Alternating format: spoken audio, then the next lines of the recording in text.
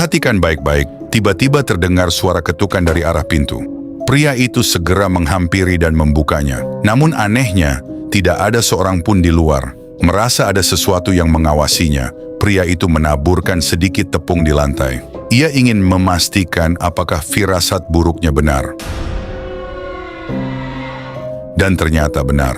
Tak lama kemudian, jejak-jejak kaki misterius mulai muncul di atas tepung itu, satu persatu, seolah ada sosok tak kasat mata yang sedang berjalan di hadapannya. Melihat pemandangan mengerikan tersebut, pria itu langsung berlari ketakutan. Keesokan harinya, teror itu kembali muncul. Saat menatap cermin pada lemari TV, pria itu melihat pantulan seorang gadis yang mengedipkan mata ke arahnya. Sesaat kemudian, sebuah tangan pucat muncul dari balik cermin. Dengan napas yang semakin tidak beraturan, ia memberanikan diri membuka lemari tersebut. Namun di dalamnya hanya ada sebuah boneka kain tua yang tergeletak diam. Malam harinya, pria itu pergi ke kamar untuk memeriksa putrinya yang sedang tidur. Saat ia berdiri di samping ranjang, tiba-tiba suara putrinya terdengar dari arah pintu kamar. Ia langsung membeku.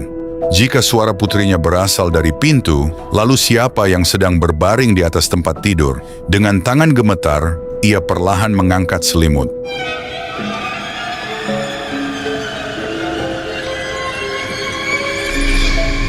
Dan yang ia temukan membuat darahnya seakan berhenti mengalir. Di atas ranjang tidak ada putrinya. Yang ada hanyalah boneka kain yang sama. Putrinya menghilang tanpa jejak.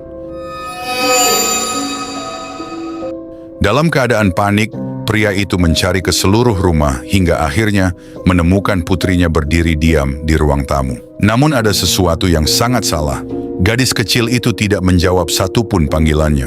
Tatapannya kosong ke arah sudut ruangan yang gelap, seolah sedang memperhatikan seseorang yang berdiri di sana. Atau mungkin sesuatu.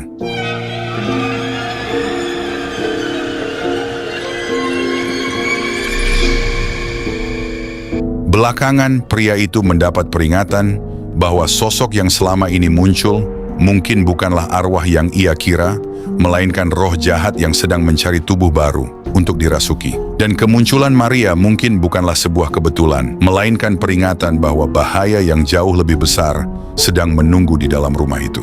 Namun satu pertanyaan masih belum terjawab. Siapa sebenarnya sosok yang meninggalkan jejak di lorong itu? Siapa yang mengawasi mereka dari balik kegelapan? Dan jika itu bukan manusia, lalu apa yang selama ini berada di dalam rumah tersebut?